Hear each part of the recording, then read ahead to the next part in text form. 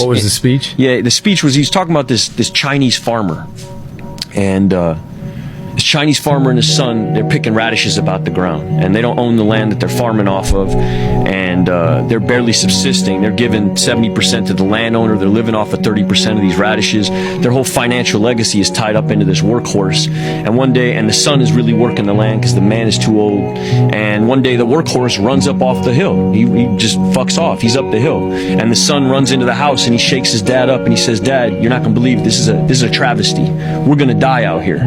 I can't get these radishes to grow unless I turn this land over, and I can't move that hoe without the horse, and the horse is gone. This is a nightmare." And the old man, nonplussed, looks at his son. He goes, "I don't know what this is, son. I don't know if it is a nightmare. I can't call it." And the son thinks his dad's out to lunch, or like ambivalent, or something's wrong, or he's too old. And a couple days later, the kid is chilling on the porch and he sees the horse running down the hill with 50 wild stallions behind it.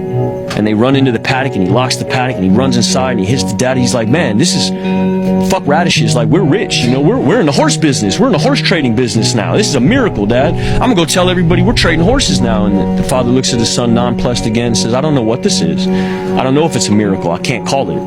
And a couple more days pass, and the son's trying to break these horses down, domesticate these horses. He doesn't know anything about horses. He's a radish farmer.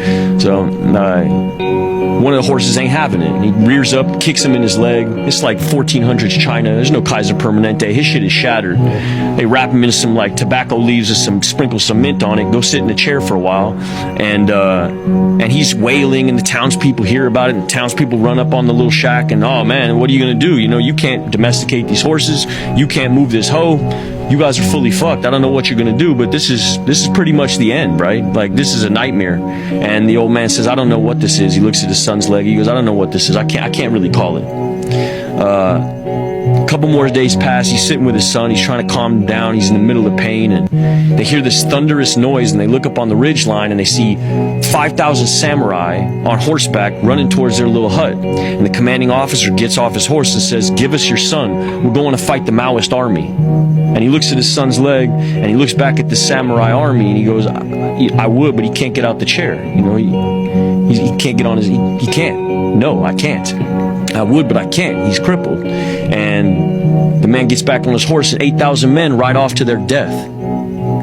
And I listen to this tape, and I'm driving back from the beach back to where I'm living, and I get out of my car, and her bags are packed. She's on her way out. And old me would have written a haiku poem in blood and ripped my shirt off Hulk Hogan style, ran down the street and jumped over the fence, and that guy, climbed the hair up the thing. Yeah, boombox in the air guy. That's what I came up on. And something in me, from having heard what I just heard, what feels like this is now I can't get no lower. I hear this like I can't call it, and it becomes like the most diplomatic breakup I ever had in my life. And I say, "What can I do?" And can I get you a car? And she goes, "No, don't worry about it. Go get well."